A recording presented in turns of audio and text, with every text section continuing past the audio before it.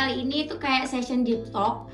Apa namanya? Bonop, ngobrol bareng Nop. Ini tuh terinspirasi karena ternyata banyak banget temen aku yang curhat sama aku kiri kanan. Kayak berasa cuman mereka yang punya masalah, aku nggak pernah punya masalah. Makanya aku mau bikin deep talk biar mereka tuh tahu.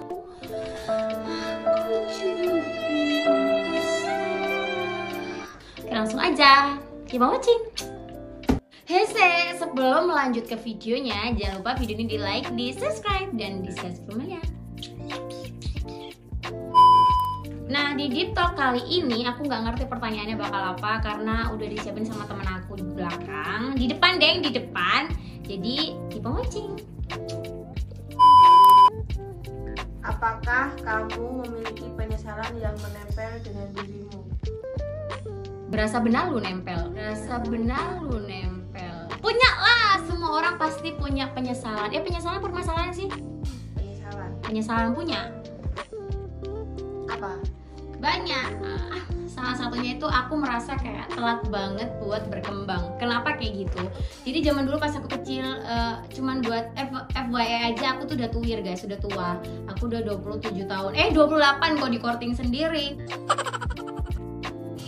Nah, aku dulu tuh orang yang sangat pemalu, nggak berani ngobrol sama orang. Terus ketika aku punya bakat, dulu itu aku bisa nyanyi, bisa semua pokoknya ya. Karena emang sama ibuku diarahin bisa balet, bisa modern dance, tapi aku malu. Justru gobloknya kalau sekarang kan kalau anak bisa sesuatu tuh makin kayak ditunjukin. Nah kalau aku dulu enggak, makin kayak orang tahu, oh, kamu bisa gini ya? Enggak, bukan aku itu. Malu, aku kayak merasa kayak anjing, aku nista banget, mereka tahu. Padahal itu harusnya nggak kayak gitu, itu malah bikin aku telat berkembang. The next, apa rencana dalam hidup kamu? Aku orang yang nggak punya rencana. Aku nggak pernah punya cita-cita dari kecil, nggak pernah punya harapan. Kayak hidup itu let it flow, let it go, let it go.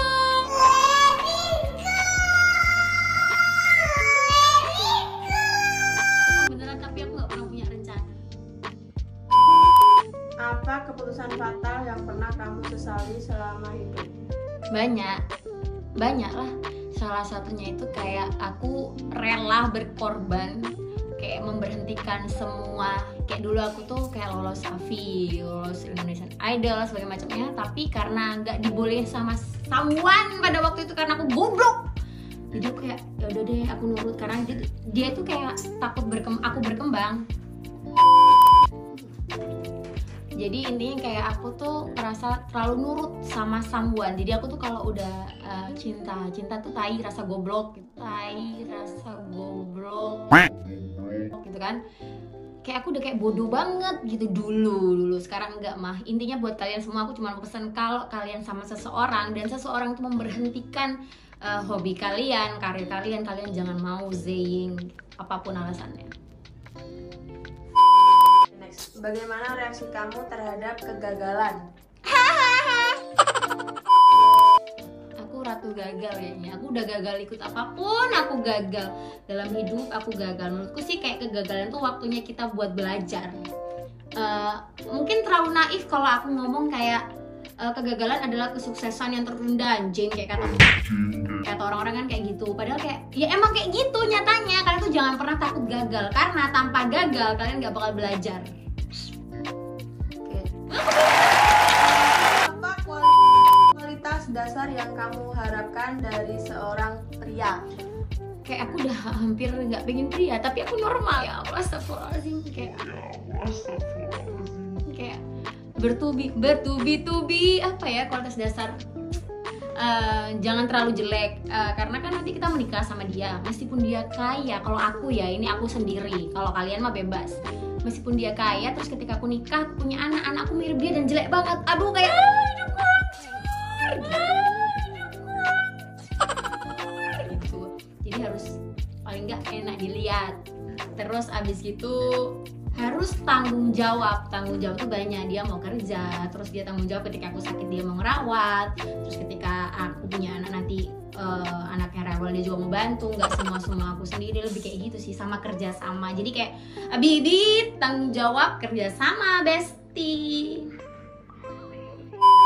Oh ya Re, aku lali, kudu sayang ambek keluargaku. Karena gimana pun, karena aku anak terakhir, nanti orang tua kan pasti ikut aku gitu. Jadi harus sayang sama keluargaku, karena kalau sayang aku, sayang keluargaku, begitupun aku ketika aku sama dia, aku juga harus sayang sama keluarganya. Next, apakah makna pulang ke rumah buat kamu? Pulang ke rumah adalah time to sleep, tidak mau diganggu oleh siapapun. Karena kan aku orangnya itu kayak hiperaktif, enggak deng, aku pendiam kok, tapi hiperaktif gitu, aku nggak pernah punya malu. Nah itu tadi yang aku bilang, menyesal kenapa hiperaktifku baru sekarang. Coba kalau dari dulu aku hiperaktif, aku udah nggak kayak sekarang, gini-gini aja cok. Gitu. Jadi rumah adalah tempat untuk istirahat. Tunggu, aku mau ngopi dulu biar nggak stres. Terus rumah itu bagiku tempat berlindung yang paling nyaman. Karena kalau aku punya duit ya, misal aku punya duit, ya Allah semoga Tuhan mengabulkan doa-doa aku. Kalau punya duit aku milih beli rumah dulu daripada beli mobil atau beli motor. Kayaknya nggak guna gitu, mending kita punya rumah. Karena kita nggak bakal bisa tidur di mobil, tidur di tas-tas mahal. Next, hal yang pernah kamu saksikan yang membuatmu berpikir bahwa dunia ini masih bisa berjalan ke arah yang lebih baik. Duh, itu pertanyaan apa kreto? Banyak sih, kalau aku kayak hidupku udah gagal pada masanya ya guys. Tapi ternyata, ya contohnya aja ketika kita kayak putus cinta, pas kita masih sama dia, kita ngomong, aku nggak bakal bisa hidup tanpa dia. Tapi nyatanya kita tetap bisa napas gitu kan, masih bisa ngelanjutin hidup, bahkan ada sisi-sisi positif yang bakalan kita dapat ke depannya kayak gitu. Intinya kalau misal kita dikasih gagal sama Tuhan, itu kita percaya aja deh, belajar naif lah ya, percaya aja kalau misal ada rencana indah di balik itu semua. Kenapa kita dibikin gagal? Oh no!